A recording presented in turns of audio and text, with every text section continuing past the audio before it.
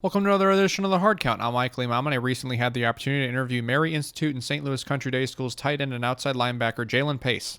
Pace is a member of the 2021 class and currently stands at 6 foot 3 inches and 210 pounds. Has received offers from Dayton, Lindenwood, and Quincy, according to 247 Sports as of today's episode release. Pace has great ball skills both offensively and defensively, as well as his film will show, and he is also a great blocker and very good at creating separation on routes. His size and speed give him a great advantage on both sides of the ball, and we talk a little about that, his relationship and influence of his father, NFL Hall of Famer Orlando Pace, you might have heard of him, as well as his aspirations and goals for this season on this episode. All right, everyone, here is Jalen Pace. Enjoy. So what colleges are you looking at right now, and what camps have you done so far? So right now I've basically just been looking at D1 FCS schools and D2 schools.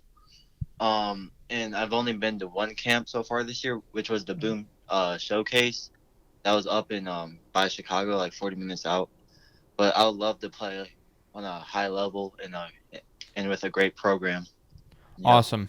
Awesome. Very, very cool. So what does your workout regimen look like in a given week? So I go work out 3 times a week at 5:30 in the morning with my buddy Grant Purdy, who also plays on the football team. And so on Mondays we usually do bench press, floor press, or inclined bench press, and then on Wednesday we do lower body, which is just squat or deadlift, and then on Friday we do explosion rest with bands on it, which is like 50% of your max, and so that's what my workouts are. Yep. Very, very cool. So how have you kind of developed within the MICDS program back from when you were a freshman to obviously today? How have you kind of developed within the program? I think I've developed well with the program. I feel like if you start or get some playing time on varsity as a underclassman, you are able to develop more into a great football player and a great man. And so I was able to get some time as a sophomore, and I feel like that really helped me a lot. So tell me about what Coach Bouchard is having you guys do right now. What is your your practices and stuff kind of looking like with COVID-19 going around? Are you guys looking at kind of like a full season plan, or how are things kind of looking around there?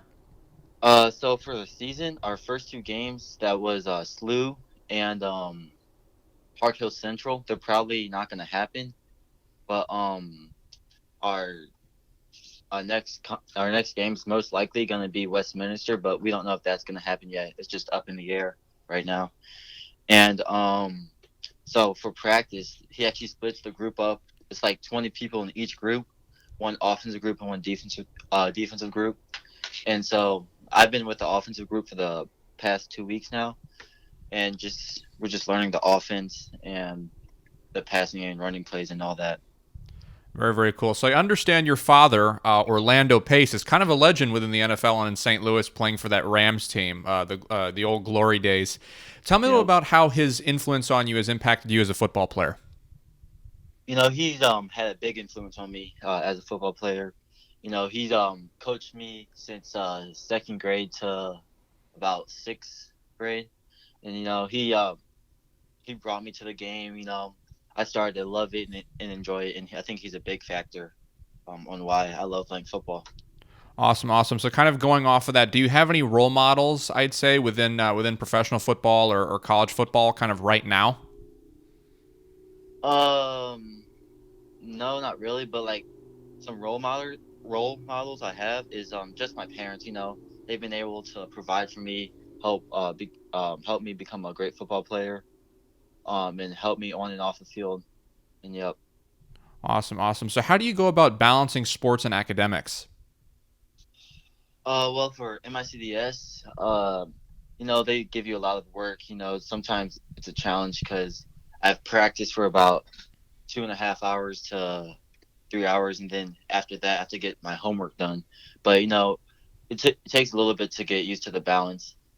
But I was able to adapt to it and able to balance out the athletics and academic parts of my life. Very, very cool. So, tell me a little about the best game that you've played in your career as a Ram? Would you say as a tight end or linebacker? What was the best game that you've played? I think the best game I've played was my junior year.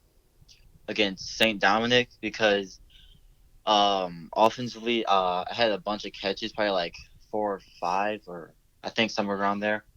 And I had one of my best catches I've ever had there, which was I pinned it against the defender's back. And then I also had an interception that game as a linebacker. So I feel like I played really well that game. And yep. Very, very cool. So, what's the first thing you want colleges to know about you? If they say, hey, we're going to take this kid, what's the first thing you want them to know? That I'm able to work whatever they need me to do. I'll do it, and I'll put the time in the to get better as a football player. All right, awesome, awesome. So I just kind of asked this question for fun. Obviously, I know that there are a lot of people on here that I interview that want to play in the NFL. Some are not, but I asked this question anyway just for fun. So if you were to get, I'd say, drafted, your dreams are realized, and you were to get drafted by an NFL team, what would be the preferred team that you'd want to get drafted by? Well, my favorite team right now is the Rams because my dad played on them, but I'll be happy to play on any NFL team. It would just be a blessing to just be in the league. So yeah. All right, very, very cool. Awesome. Thanks so much for coming on, Jalen. I really appreciate it. All right, thank you for having me. No problem. All right, everyone. Thanks so much for listening. That was Jalen Pace from MICDS in St. Louis, Missouri. If you'd like to contact Jalen, his Twitter handle is @Pace_Jalen, and I'll post the links to his huddle and highlights below as well. Special thanks to Jalen for coming on. He's a terrific kid and part of a wonderful program over there in MICDS. Also, just to let everyone know, tonight, as of this episode's release, I've received word from local news outlets that St. Louis County, county where MICDS is within, among many other schools that I've had the opportunity to speak with, is advising high contact sports to move to the spring. Football is obviously within this category, and a lot of kids have been drastically impacted by the move. And I'd like to just to let everyone know that if anyone would like to come on the show, or if there's any way I can help them out, I want to use this platform that I have, even though it is a little bit of a small one, but the platform that I have to hopefully work with them and help them get some exposure, because obviously this plays somewhat of an impact on recruiting in everyone's life, and it's tremendously important.